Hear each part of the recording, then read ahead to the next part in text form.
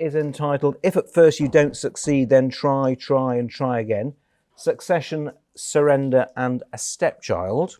That's the title. I'm going to tell you two stories. I'm going to talk about two stories to do with succession of secure tenancies.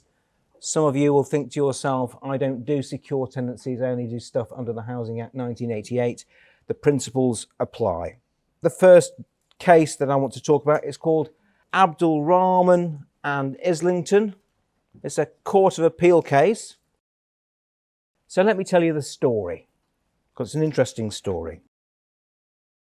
The appellant decided that she wanted to try to succeed to a secure tenancy. The background was that her mother had been granted a secure tenancy of the property, the mother's partner, and the appellant's mother had been in a what's described in the notes as an intimate relationship with P, a partner, but they had maintained separate addresses. So they never shared an address, they never married, and they had never entered into a civil partnership. The appellant considered that the partner had been a father figure to her, and she'd lived with him for 3 years before he died. The local authority's policy on succession to secure tenancies was based on section 113 of the Housing Act 1985, and those are in my notes. But effectively, apart from section 113, you also, in order to succeed under the policy, you had to have been living at the property with the dead person, not while they were dead, when they were alive, for 12 months. The property has to be suitable for your needs. So it's kind of succeed, have lived with them for 12 months, is the property suitable for your needs. So the appellant applied to the local authority on the basis that she was the stepchild of the dead person that she was trying to succeed from. She argued that the meaning of stepchild was that given by the Oxford English Dictionary, that fine legal tome, which says a person who is related to another as a result of a subsequent marriage or relationship of a parent rather than through blood is a stepchild, which meant that it was not restricted to the child of a spouse. She also argued that the policy was unlawful because it wasn't in line with Article 8 and Article 14. So, went to trial. The judge rejected at trial her interpretation of stepchild and held that it meant that a stepchild was a child of a person's spouse or civil partner by a previous marriage or civil partnership, and therefore the appellant was not qualified to succeed to the tenancy. The judge also held that the policy was compliant with Article 8 and Article 14. So it went to appeal, ended up in the Court of Appeal. And at the Court of Appeal, the appellant argued that the judge at first instance had been wrong to restrict herself to what the word stepchild meant in 1985 when Section 113 had been enacted. The real question the judge should have addressed her mind to was what was meant by a stepchild in 2024. And a modern family relationship was not confined to legal or blood relationships. Anyway, the appeal was dismissed. First of all, on the meaning of stepchild, the Court of Appeal said the court was required to interpret the local authority's policy, and while in principle recourse to the Oxford English Dictionary was permissible, effectively the meaning of the words could not be divorced from their context. The meaning of stepchild was to be ascertained at the date of the policy, or at least when the partner had died.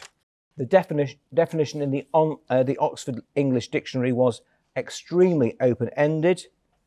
The majority of dictionaries which you might care to look at, suggested that a stepchild was a child of a married person from a previous relationship, although that meaning had to be adapted to take account of civil partnerships.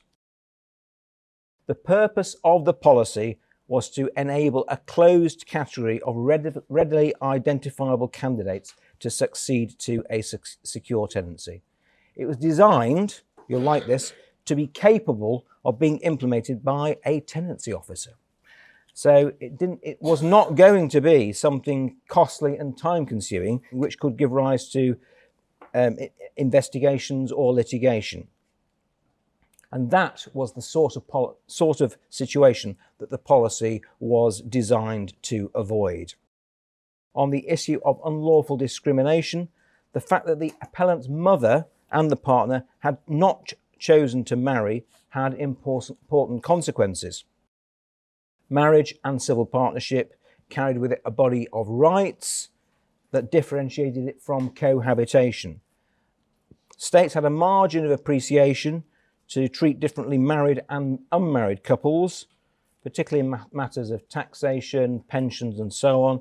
And similarly, they could do that. They had a wide margin of appreciation in terms of how to treat the children of unmarried couples or married couples or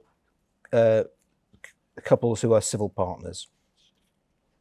A desire to allocate public sector housing on the basis of housing need was what it was really all about, rather than on the basis of a deceased tenant. And that effectively was in support, furthered a legitimate aim. So there was no ground of appeal on which the court could interfere with the judge's assessment of the ECHR. So that's one of those cases where if you're working on it, you get the defence in, you think it looks very clever, relating to the ECHR, trying to argue what the meaning of a policy is. Well, in that case, for the reasons that I've given, that completely failed, and the local authority was the winner there. The second case I want to talk about is the case of Westminster and Kazam, which is the High Court case. The appellant local authority appealed against a decision dismissing its claim for possession of a property, so they lost. In 2005, the local authority granted a joint secure tenancy to the first defendant and to his wife. His wife, sadly, in this story, later on goes on to die. The relationship between those two ended, and the first defendant left the former matrimonial home in March 2011. He was off. In May 2011, a letter was written to the local authority saying that D1 wanted to be housed privately. And also a community project applied to the local authority's homelessness department on D1's behalf. In 2010, he was rehoused in the same building as the wife lived in. I love that. Not the same house, the same building.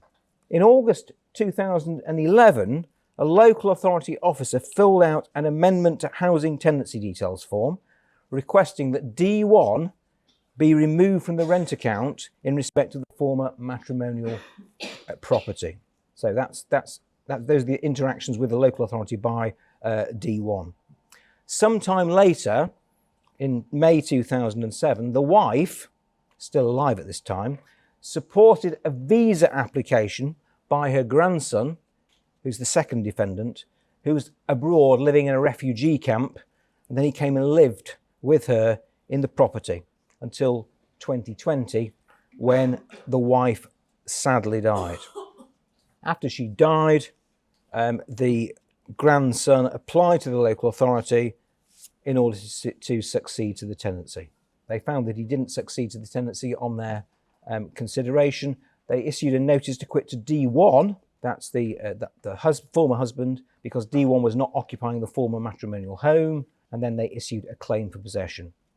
And when the claim for possession was issued, the grandson sought a declaration that he had succeeded to his grandma's tenancy.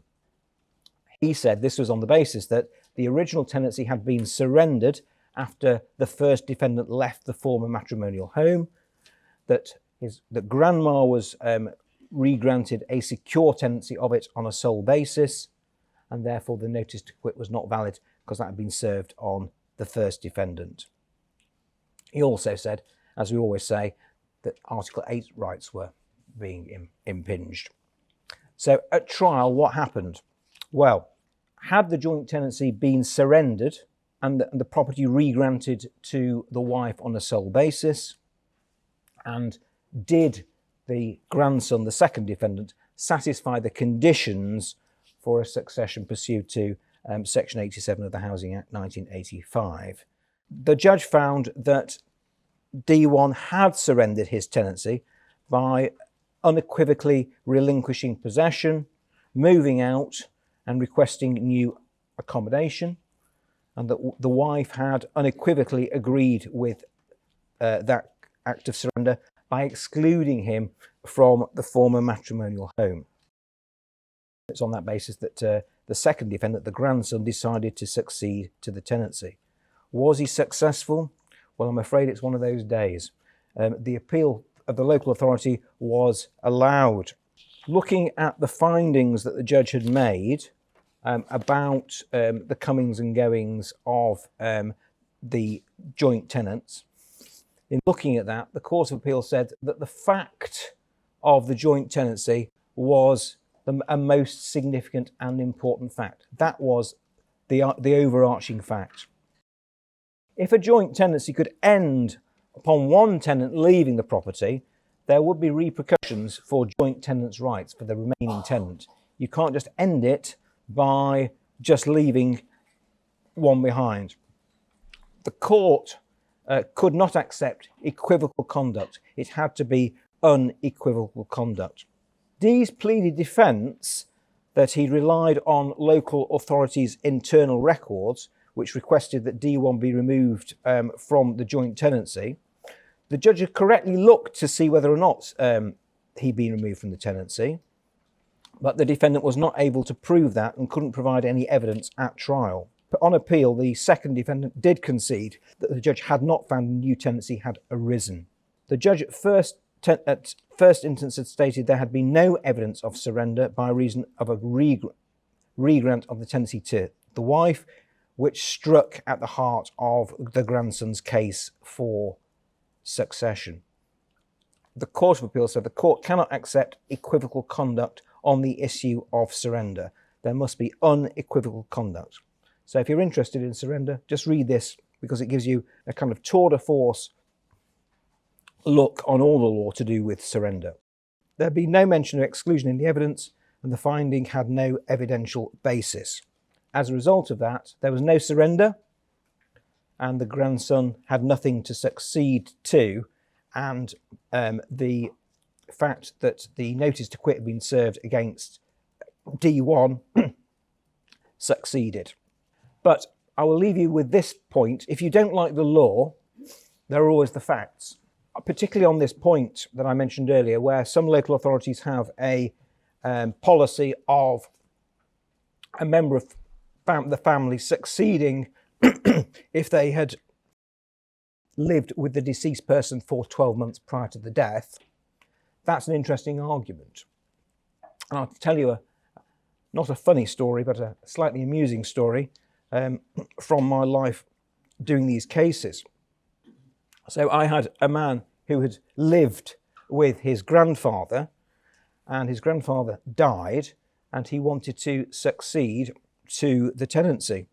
The landlord, the local authority landlord, claimed that in fact the grandson lived somewhere else and was running a very successful drug dealing business in another flat. As always, the usual drug dealing grandson is very poor at paperwork, changing details, getting any official registration and so on. But he was very, very lucky, because when his grandfather had been alive, his grandfather had been very poorly.